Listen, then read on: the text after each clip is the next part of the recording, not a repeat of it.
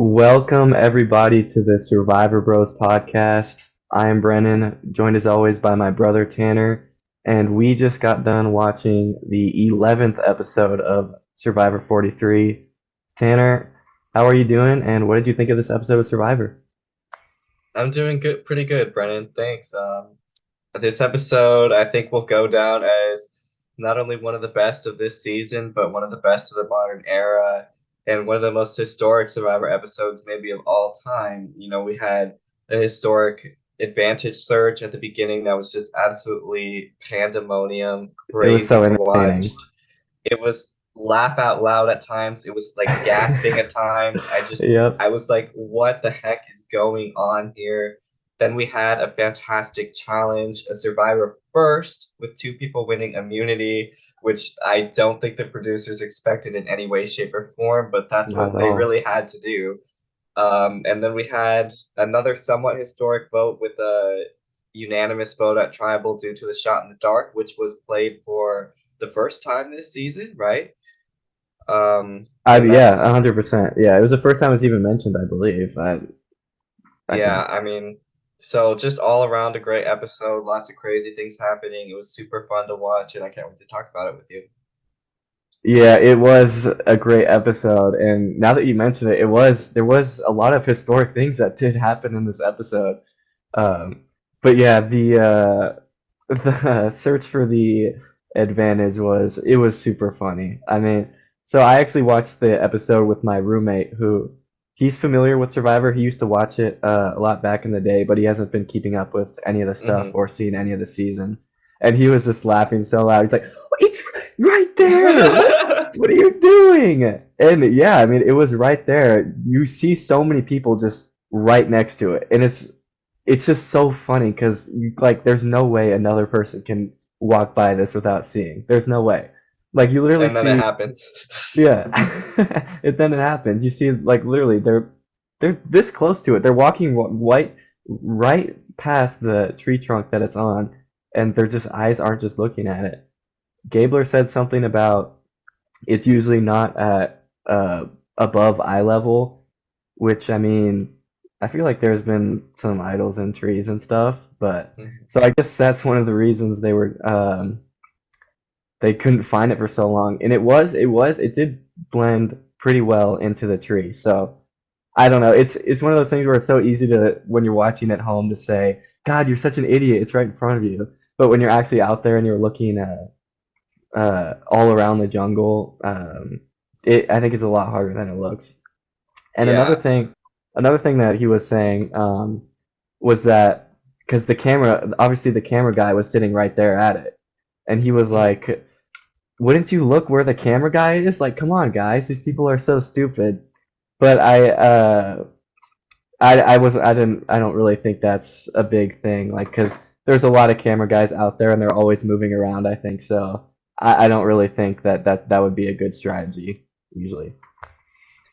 Yeah, actually, that does kind of sound like an interesting idea. I've kind of thought about that a little bit before, but the camera people are gonna be aware of that fact also, and they might be positioning themselves. Like this camera could have been far away and it was just really zoomed in. They have great cameras, so we can't really know for sure. But yeah, I mean, this advantage was like right at eye level, and people were within inches of it. I think there was a moment where Sammy Yeah, straight up looked he's at it, and right by it. I just could not believe that he didn't see it. But of course, I don't blame him. I mean, it was like really well camouflaged, and it's a Mhm. huge jungle. They had no idea it was going to be in that specific area. Maybe if they had tried a breadth first search, they would have found it faster. But but we saw some military tactics being used by Gabler, Oh, is it and that was lurking? Is that what it was? yeah, I think that's what it calls. So Gabler, Cassidy, Jesse, and Owen were like all looking in one direction, and they still couldn't find it going like that, which was even more surprising to me. But then we have Cody just leaning up against the tree and talking to Gabler, and that was the moment where I was like about to lose it. Like if this Yeah, guy it's like does there's not no find way. this right now, and then I just see him look over and he's like, and he actually really disguises it really well. He Yeah, he doesn't played make it it off really obvious that he well. found it. Yeah, not like Ben in Winters at War. Um, But yeah, he's able to slide that in his sleeve, and it's a great moment, and it ends up working out for him. I think this is a pretty cool advantage that we saw for the first time in Survivor, and it's something that I have never thought of, but I think it's a pretty good twist on the producer's part. You know, seeing that boat come in first of all, and everybody's so surprised by that, and then they tell them just that there's an advantage out there, and it's just like a mad dash, like Owen says, it's off to the races. I thought that was really fun to watch too, and the actual advantage itself was unique. The fact that he could bet on someone to win and then be safe if they won the challenge, especially with as iconic and good of a challenge as this ended up being. Mhm. I thought that was really fun, and he got it right, which shows that he must know his tribe mates pretty well. And Cody's still playing a good social game from what we've seen. Yeah, definitely. And I did. Speaking of the mix up of the producers like mixing it up, I would think that this sort of thing would usually come in tree mail, but we got a new boat mail, as Cody put it. And I thought it was really interesting, and it really worked because they were all sitting there watching the sunrise. I don't know if like the producers kind of herded them there a little bit, but it ended up being really cool. And yeah, the mad dash and everything that happened, yeah. But speaking of the actual advantage, I really liked it a lot. I really did. I do have one kind of problem with it, being that it wasn't revealed that Cody got it right, or if he would have gotten it wrong, which basically it makes it kind of overpowered because it basically means he's safe no matter what, because no one's gonna, especially since two people won it. So and Cody's not gonna pick himself, so that leaves him a 1 of 3 chance, 2 out of 6. So I just think no one would ever consider voting for Cody. So I thought it was just a little bit overpowered, but I thought it was really interesting, and it made watching the challenge extra interesting because you're rooting for Owen to win, right? That at least Mhm. I was. So it kind of adds an extra spin to it. But yeah, a great challenge. A great challenge overall. I've been wanting this because obviously this is such a great the last gas challenge is such a great challenge, and it's historic in Survivor even though it hasn't been used that much just because of how entertaining it is when it is used. Mhm. And I've been waiting for it to come back for a while, so I was really last episode I was really hyped when I saw the preview for it. Um, it was a little different this time, however, because the Fiji waters were a little more choppy, and it was more of swells and dips as opposed to just a constant level of rising of the water, and which we've seen in other seasons. Which I probably more of a mental challenge. I don't know because obviously, like when you get those swells and you're underwater, like you don't know when you're gonna come back. When you get the have the chance to come back up. And we see that with Cody. He like goes down and then he wants to go back up, but the swell is just too big and it's there for too long. But so okay, that because of the nature of the difference of this challenge than the other previous seasons, it allowed Carla and Owen to beat the challenge, which I don't know. I don't know how I feel about that, honestly. Having two people just beat the challenge and be immune. I feel like there kind of should have been something else, or I mean, I don't. They probably couldn't have had them just like stay there and just be in like an outlast competition because I think the water would kind of mess with your skin after a while. But Mhm. I feel like there kind of should have been like a backup plan in case. But other than that, it was a great challenge. I love watching it.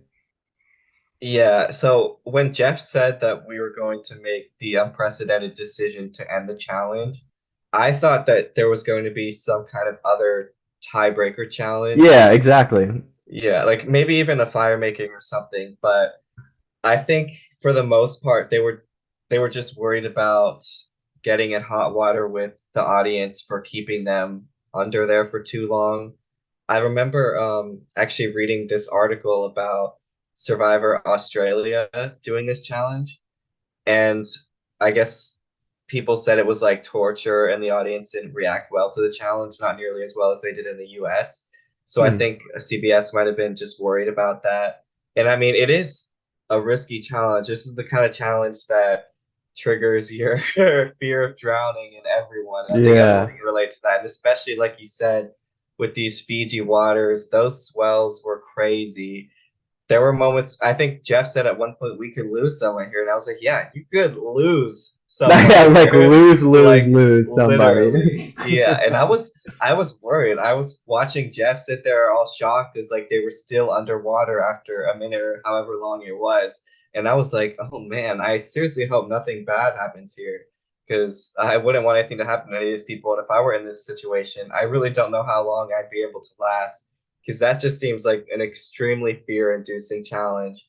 But Owen and Carla were able to become one with the water, I guess, and they were just absolutely like rock solid. They were totally in it, and I'm super proud of them, especially for Owen being such a super fan, and Carla, I'm sure, is a super fan as well. But with Owen, that's such a highlighted part of his story.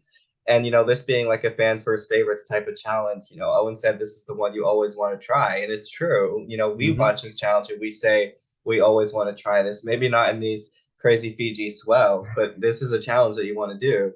And him being able to win that and earn Cody the advantage as well was super satisfying to watch. The only thing was that I felt so bad for Cassidy sticking in there for 2 hours and still Yeah. coming up just short. If she had just hung in there a little longer, obviously I don't judge her at all because that was nearly impossible. Yeah. But I know Yeah. she must have been so disappointed in herself. And if she had And gone she home that was. night, that would have been even worse. But luckily, she was able to survive. Um, but yeah, that must have just been terrible for her. Yeah, and we did see after the challenge, she was really upset. Like she went to go sit on the beach by herself and she was crying a little bit. But then Owen ends up coming to console her, which I don't know, maybe Owen and Cassie have a little bit of a relationship going. I don't know. We haven't seen very much of it, but that'd be pretty cool. Like people at Tribal said, everybody's switching partners going around, so Mhm. uh, that'd be pretty cool. But another thing about the challenge that I liked that I forgot to mention was when Jeff said that this is like an old school challenge when we used to inflict pain on people. Yeah. They started playing the old school Survivor music, which I thought was a great moment. I love that. Oh, I love that. I mean, I love the Survivor theme song so much, and I really wish that they would play it more. I I think one of that's my biggest complaints about Modern hmm Survivor is that they don't do the intros anymore, and same goes for a lot of fans, to be honest. So just getting to hear that little bit of those first few notes, it was just so like it almost made me tear up a little bit. It was just so dude. Same exciting. here. Yeah, it just really felt like the spirit of Survivor and Survivor at its core, at its roots. Uh, I mean, like those slow motion camera shots, constantly back and forth, showing the like all the water coming out. They're like spitting up Yeah, water. I think, Cody's blowing water out of his nose yeah, in slow motion. it was a little gross, but Yeah, it was I'm not gonna just lie. it was just so amazing to watch and so exciting. It just gets you in such a pumped up mood to see someone win and someone get voted out. Definitely, yeah. And I think going back to Owen, he said when Jeff asked him, he said, "How are you feeling?" He goes, great. I love to be here. I always want to try this one. I think I Exactly. saw somewhere that um, Owen actually made like a Reddit post on Survivor Reddit like years ago, saying that if he'd be on Survivor, he'd really want to try the last gas challenge. And here he Wow. is, end up winning this, going full circle. That's awesome. That's great. Owen, big, huge super fan. Even though he might be Charlie Brown right now, it's been so fun to root for him so far. Yeah, Owen is amazing. I wish I could be friends with Owen in real life, honestly, even though he's a lovable curmudgeon. He's I a think lovable curmudgeon, yes. I think he really is lovable. And like you said, him talking to Cassidy after the challenge, I think personally that just shows I don't think that necessarily shows a strategic relationship between them at all. I just think that's Owen being a stand-up guy. Yeah, And, he absolutely. saw that that must have hurt her a lot, and he went to make sure that she was okay and help her with that. He's just a really sweet person, and that's why I think that he could have a shot at the end being the lovable underdog and the sweet guy. who's had the football taken out right before he tries to kick it so many Not just by times. Lucy, but by Linus and by the Piano Kid and Peppermint Patty. Yeah, I thought that was so funny when they were You showing Jesse for Linus and then Cody for Pigpen and the Carla for big car. Peppermint Patty. That was just that was amazing. That that was hilarious. Yeah, you actually because I actually didn't get to watch the episode until later than usual, and you actually texted me while you were watching it. Charlie Brown, LMAO, what a great confessional, yeah, and it I was was it laughing was so awesome. hard.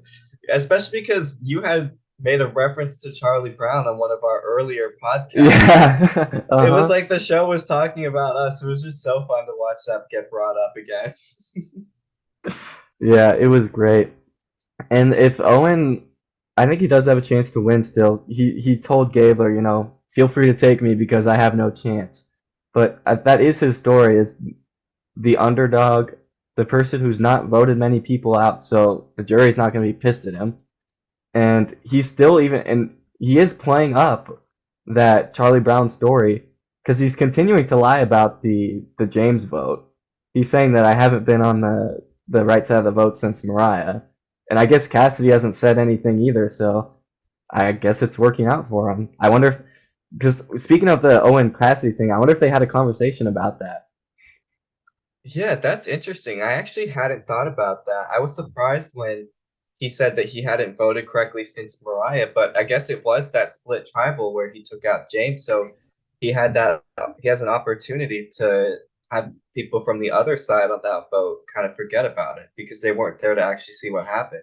And that's an interesting strategy. That's like a little card up his sleeve that people don't necessarily know about.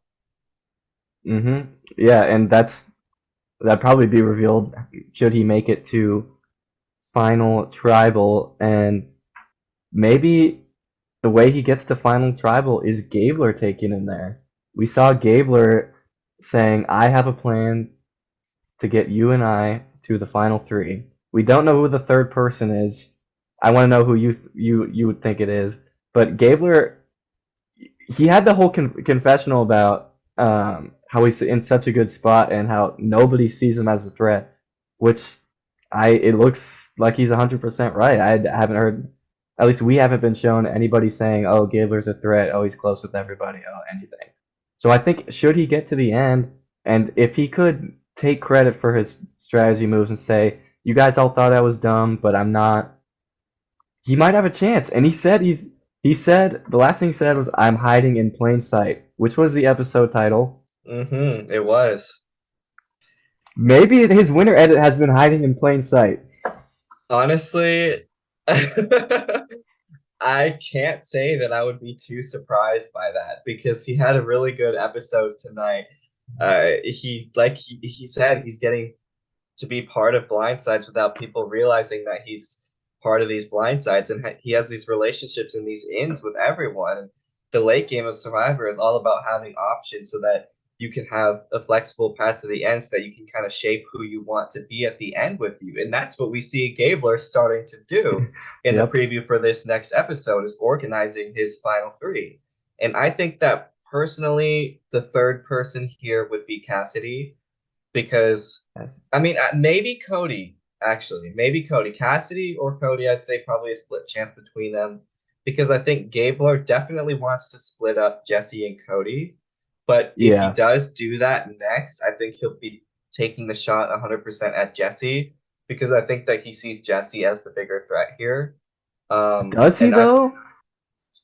I I think don't he know. sees Jesse as more of a flip-flopper, whereas he sees Cody as more of a loyalist who might not get quite as much respect in the game, especially because people would think that Cody might have been riding Jesse's strategic coattails a little bit. And we see that Cody is, of course, a very free thinker who's making a lot of these decisions. But I think based on the way that Jesse talks at Tribal and carries himself, the way he talks to other people, and he's always running these plans through people, the way like we saw him talking to Owen tonight, which made Owen suspicious. I think talk is just starting to get around that Jesse is a flipper, which Gabriel has said a few times, and that he can't be trusted to take you to the end.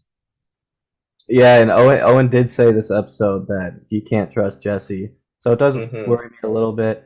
And we definitely have the viewers. We've been shown that Jesse is really kind of the master strategist. I mean, I don't want to discredit Cody or anything because he's great. He's a great player. He's playing great Yeah, game, and he same. Me neither. had this conversation about like, yeah, we bounce each other's ideas off each other. So I, Cody's playing a great game, but I think from what we've been shown, Jesse is the bigger threat for sure. But I'm not sure that everybody else sees that because every time it seems like they get mentioned, it's always Jesse and Cody.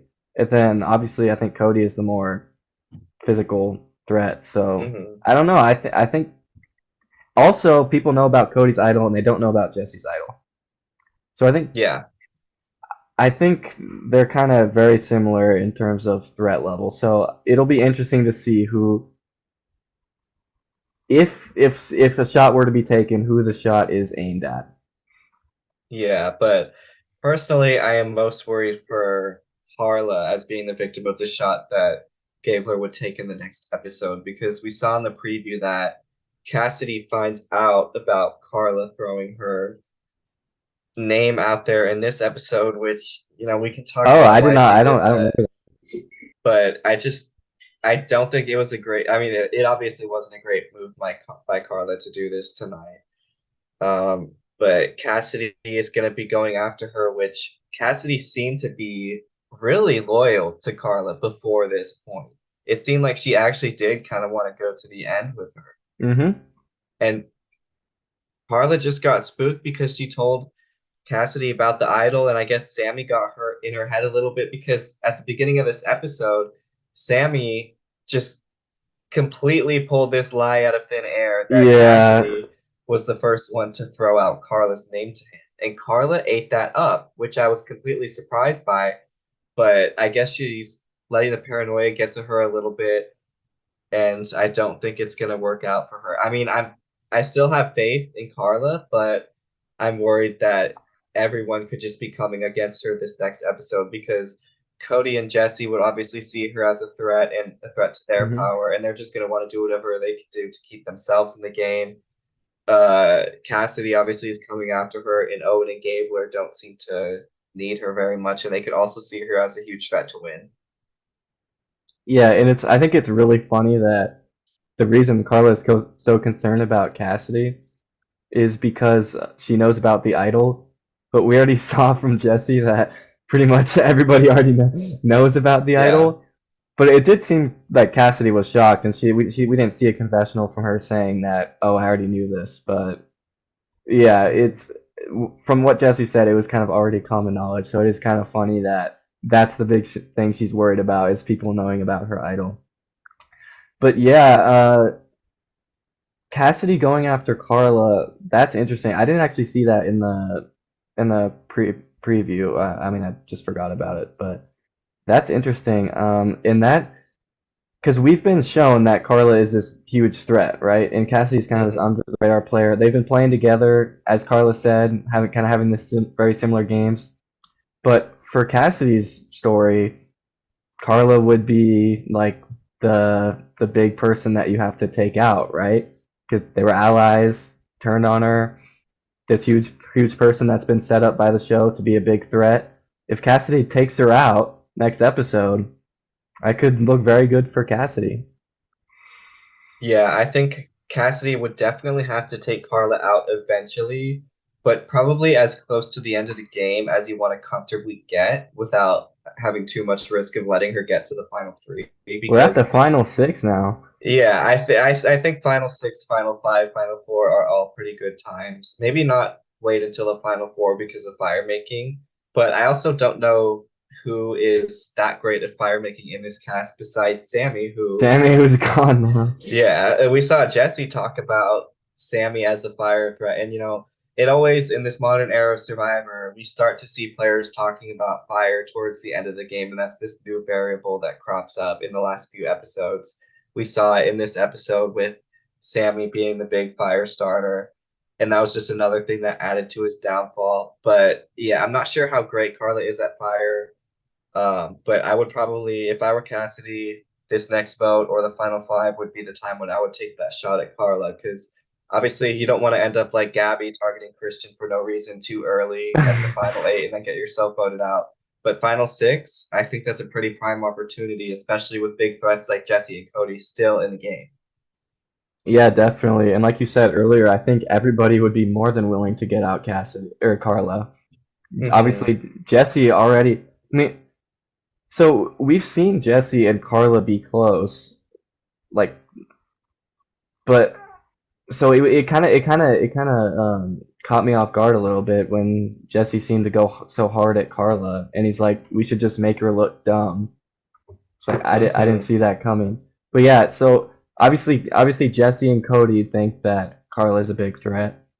I'm sure Gabler and Owen would be more than willing to do it as long as it's not them. So it's the only thing is her idol, and we're getting down to it. So uh, she'll have it for final six and final five.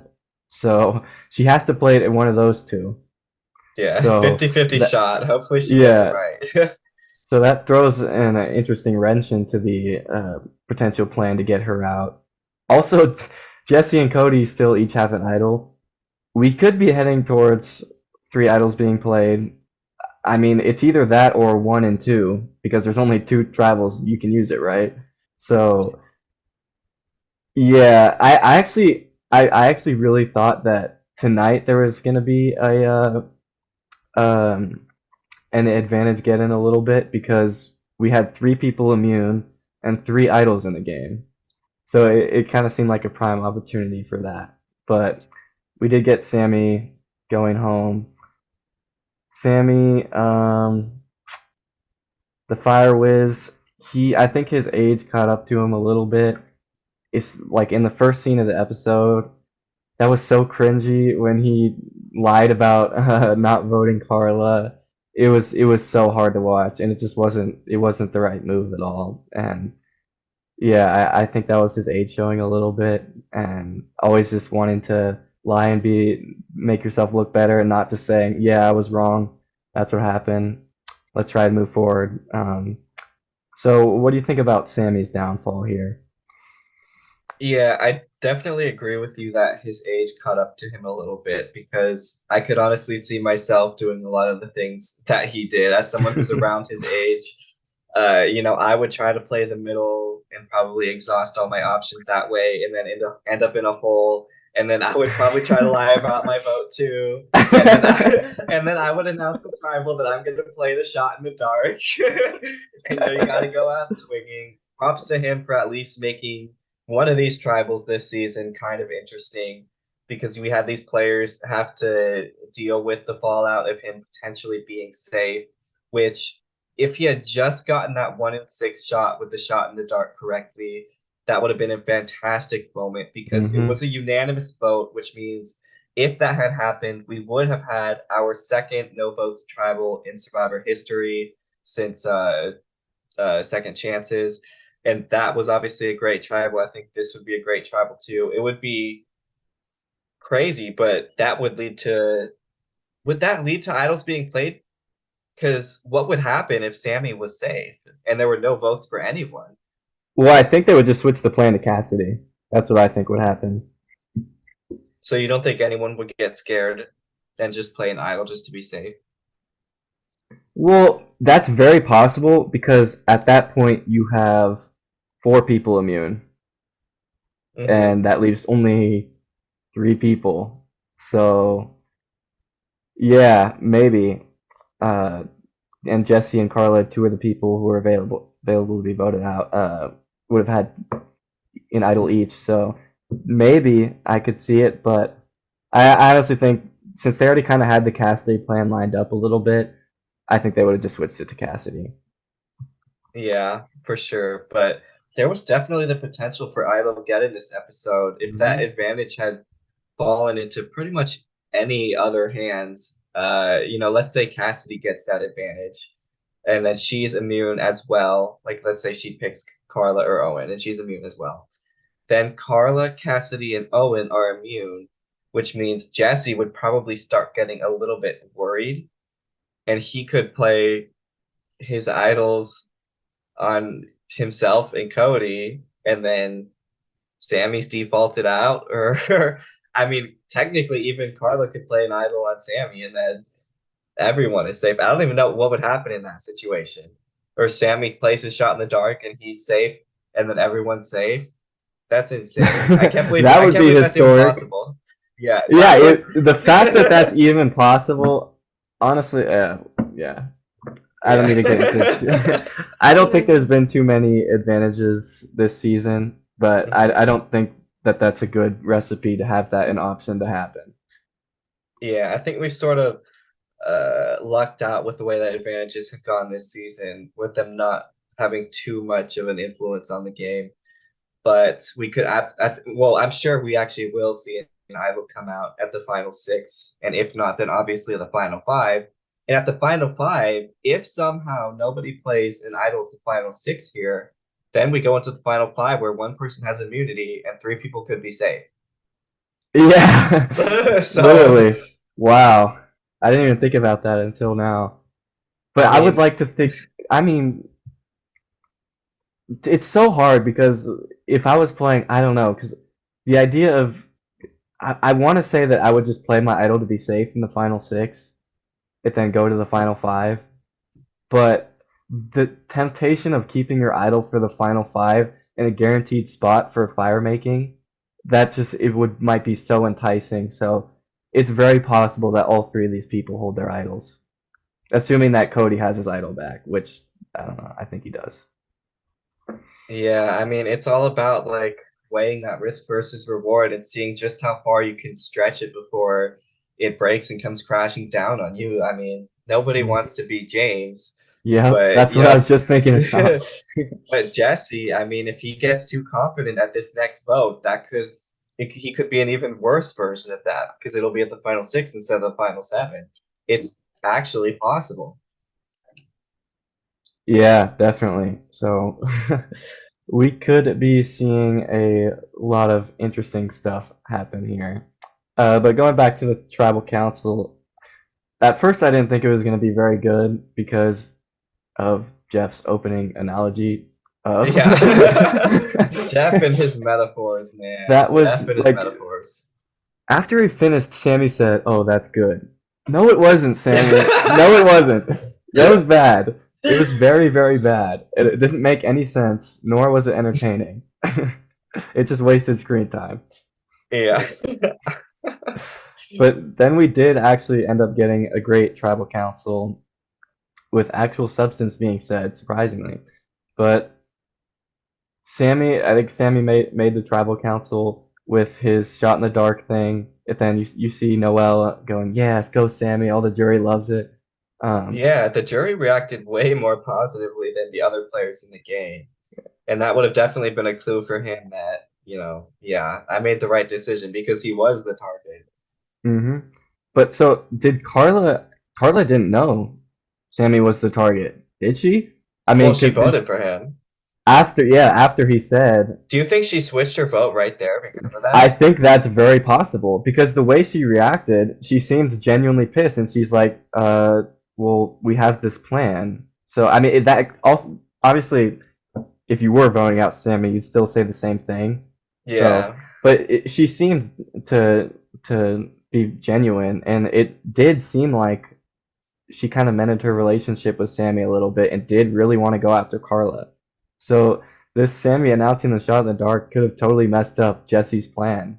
And now it was just an easy vote of Sammy, and Carla still looks good in the eyes of everybody. Yeah, but even if that's the case, I think that actually works out for Jesse because I think this plan to have Carla be the only one to vote out Cass was slightly overplaying on his part.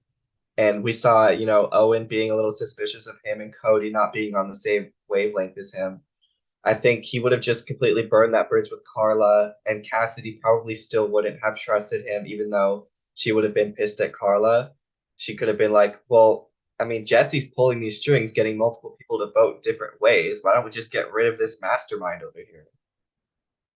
Yeah, see, the thing is, I don't know that they think he's a mastermind. I don't know that. I mean, we've seen Owen say he's untrustworthy, Gabler say, but I don't know. I don't know that Carla would have even figured out that this was his plan. I don't think so. And so here's how Maybe. I think it would have been a good move for for Jesse had Carla voted Cassidy. Because we were just talking about there's only two more chances to use the idol, right? Hmm. So if on the next vote, with 6 people left, Cassidy and Carla are gunning for each other, you're kind of clear on that vote. And then you have your idol still for final five. So I think that's where his head was at. And I think it would Yeah, have worked and out. it's something I definitely understand. I just think it was a little bit too risky when his name was, not on the chopping block right now, and he could have just laid a little bit more under the radar after being seen as a flipper. But that would be a very interesting move to explain to the jury. I think that'd be I Yeah, think that would really show strategic prowess. definitely, for sure. If he could get to the final three, it would. And I guess it worked out because it looks like Cassidy is going after Carla anyway. So it looks like they're Yeah, going after each other anyway. Which does that mean Jesse and Cody are just safe until final five? I mean, we've been saying that Jesse it's too good to be true for Jesse to win. But it's looking like it definitely could happen. The only thing that could happen if they get through the sixth without having to play the idol is whoever wins Final Four immunity puts Jesse and Cody on fire making, which I 100% think would happen mm-hmm, if they were both in the Final Four and neither won immunity. mm-hmm. So maybe Jesse goes down in fire, which would be so horrible to watch. But Oh man, I can totally see Jesse going down in fire. I can see like maybe Owen wins final immunity and like let's say like somehow Carla survives until the final four and Owen wants to take Carla to say, well, Carla was this player who made a lot of decisions in this game, but I was the one who took her to the end, so I had the agency in this situation. And he could forcefully split up Jesse and Cody and then that's it for Jesse. yeah, I mean, but Owen could stop being Charlie Brown. Next couple episodes, he makes some things happen. You never know. I think we've been saying this. I really think anybody could win this game, and it'd be great, especially with the rise of Gabler happening. So I think it's great. I'm Yeah, looking forward definitely. to it. Yeah, I am too. I think this is an absolutely stellar final six. I think Mhm. I remember I think it was Adam Klein saying that he pitched this idea to Jeff Probst where he was like, you should just make the main characters of your season end up being the final six. And that's what kind of ended up happening this season. We had Ellie as a main character early on, who we lost. But besides that, I mean, Sammy was kind of a main Sammy was, character. But yeah, this I, final six, really, I mean, Gabler was huge from the beginning. Nobody thought he would get this far. He was just an over-the-top personality who ended up especially being, me. I think I said early on that I think he had a 0% chance of winning. yeah, So seriously. And that now, would be really funny if he wins. now he has a percent that's higher than zero, I think, in most people's minds, for sure. Absolutely, And yeah. then Jesse has just been this great narrator and a great strategic force who has surprised us several times. And he's still here, even though we thought he would be like the fallen angel. Cody is one of the most lovable guys I've ever seen play the game. I'd love to meet him in real life, but he's just so fun to watch. And I guess I can believe he's still here because, of course, why would you want to get rid of Cody? But Yeah. he's still here. And then Owen being the super fan who we can all relate to, another Hmm. person who I'd love to meet. He's so cool. He's still here against the odds. And Cassidy, under the radar threat, who I absolutely love as well. She is awesome. And then Carla has just been playing this amazing social and strategic game. And she's funny too. She's a really good character as well. Hmm. So just overall, this season is so well-rounded. This cast is so well-rounded. I can't wait to see these final two episodes, but I'm just sad that it's going to be over because this has been a top-tier season, and this season is like the essence of Survivor. It is a great season so far, and it's funny to look back at the people early on saying that it was slow and boring. But I think if Jesse wins, he'd be like a top tier winner, honestly, like top tier. For sure. But you have anything else before we wrap this up? Sammy had some hilarious final words. He said, "I've been getting into Teslas lately, and my mom doesn't like electric cars, so maybe this worked out for the best, so they can Yeah, million." $1 million wouldn't be spent the best by a 19-year-old, probably. Yeah, but I love Sammy. It's sad to see him go, but I'm really happy with this final six. Definitely. But that being said, we want to thank everybody for watching. We hope you had a good time. And if you want to join us next week, we will be back to watch the 12th episode of Survivor 43. We hope you join us. But until then, keep talking Survivor, bros.